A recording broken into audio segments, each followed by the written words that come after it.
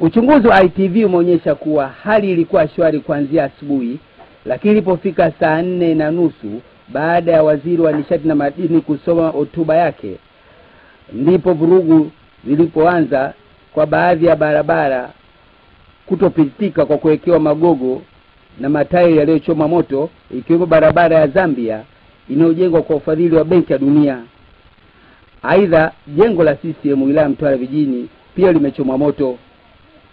Kwenye huduma zingine za jamii ikiwemo shule, hospitali za serikali na binafsi na taasisi za umma, huduma hizo zilikuwa zikiendelea, ambapo baadhi ya shule hizo wanafunzi wachache tu walihudhuria na kuwafanya wakuu wa shule hizo kushindwa kuamua kama kuendelea na masomo au kuzifunga.